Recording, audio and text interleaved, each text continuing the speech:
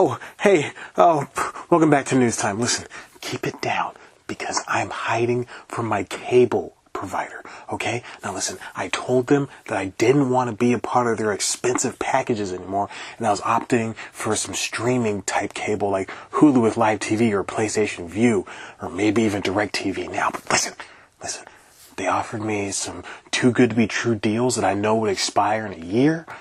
And I just said no. I just put my foot down and said, no, I don't want to do this anymore. I don't want to do this. I don't want to do this. And now they're after me. Where are you, boy? Well, add HBO free for 6 and now months. they're after me. They can't find me. So I'm doing News Time in the closet. Yes, I know. It's ironic. Ironic about what? I don't know. Just let me do News Time. It's News Time. Delivering to you the news you didn't know about, the news you didn't care about, and the news you didn't know you cared about. With host, Chad White. Now, here's that host, Chad White.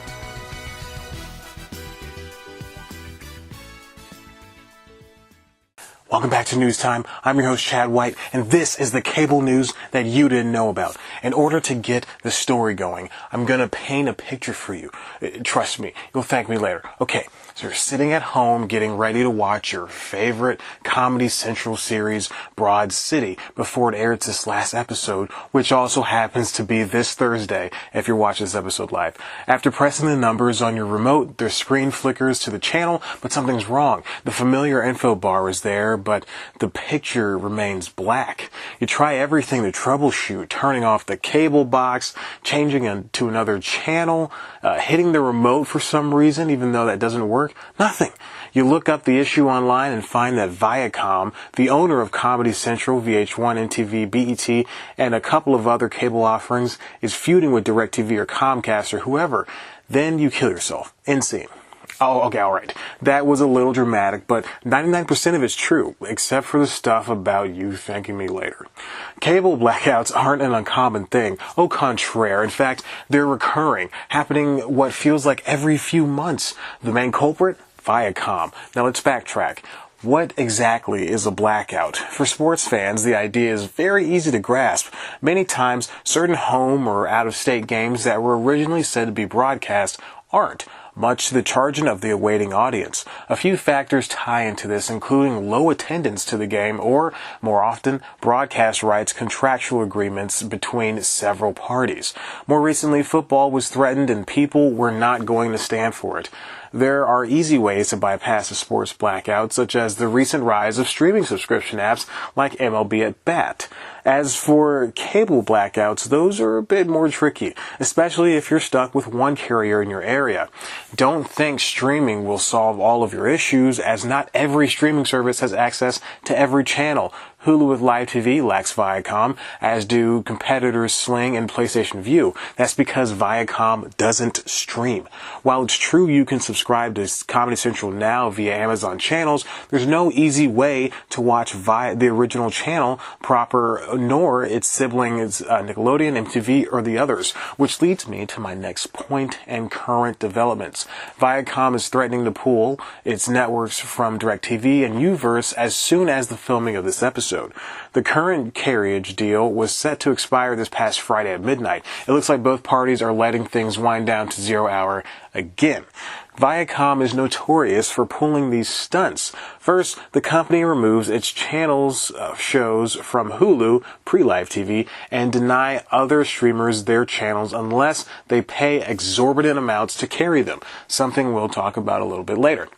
Usually, both sides would reach a higher payment agreement in secret, passing the expensive buck to the audience. It's not often that cable buyers lose access to networks, but it does happen. CBS went away for a spell on Dish. My ex-employer Tegna has said goodbye to the satellite provider too. My often applied to but never employer Cox Networks left Verizon Fios. Now that we know all of that, here's a little Shyamalanian twist for you. It's not Viacom's fault this time. their current battle against DirecTV and Uverse, both subsidiaries of now media conglomerate monopoly AT&T, is because of the telecom company's newfound status as, again, a monopoly. You'll recall during the 16-month-long process, AT&T was trying to fully procure Time Warner, now WarnerMedia, that major court cases were brought against the company because, say it with me, monopoly. Even the Department of Justice couldn't crack the case. And they're the same ones solving all those adulterated food cases. What has the world come to? Whether it had government intervention or not, the deal went through and watching TV got that much more difficult. Or it hasn't, but it will. Just you wait. Oh God. For once, Viacom is on the side of good. A website was set up with the intent to keep the issue of channel droppage front and center. Just look at poor SpongeBob and Patrick. They look so sad. Do you really want to see them die again, like in the first movie? Oddly enough, The Daily Show, airing on the Viacom-owned Comedy Central, had a timely segment on the rise of socialism and the big companies bringing about their own downfall. So, Neil, who's responsible for socialism's popularity right now? Is it Bernie Sanders? Is it Elizabeth Warren? Ocasio-Cortez? No. I'll tell you who's responsible. Rich people. Rich people have done more for socialism than Bernie, AOC, and Elizabeth Warren combined. So you think socialism is just a natural reaction to capitalism that's run amok? It's basically like putting up speed bumps because people are driving too fast. Yep. Because rich people are out here Tokyo drifting with their dicks out. By the way, having super rich people in charge doesn't help either. Last week, our billionaire president proposed cuts to Medicaid, the program that gives health insurance to the poor. This is a guy who can afford the best doctors in the world, and he still wants to take healthcare away from poor people. So if I understand you, you're actually warning rich people that they're creating the socialism that's going to bring them down. Yeah. Or to quote the ancient philosopher Ice Cube, you better check yourself before you wreck yourself. Behind every action, there has to be a reason, right? AT&T's justification for the dispute with Viacom stems back to why Viacom initially starts these fights with cablers and streamers. Audience drop-off. AT&T realized a statement that indicated Viacom's viewership numbers have dropped by 40% in the last half-decade. Worse yet, they continue to drop. AT&T may be a media giant, but it doesn't want a disruption of service. This would make everyone look bad. AT&T is already in a dire position with the high-priced, highly canceled DirecTV Now. Viacom's falling viewership numbers have caused it to shift what its channel executives will cover. AT&T is worried about bigger problems right now, like how it's going to put more dents into that debt it took from the WarnerMedia merger. This is our new reality without net neutrality. Was it worth it?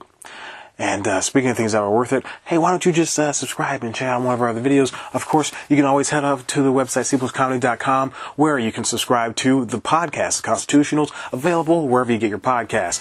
Like us on Instagram and Facebook. Follow us on Twitter and Instagram at cpluscomedy. I'm at Chad Black White. Head on over to everything else on the social medias, and please help me. I need help. Send help. That cable is coming after me.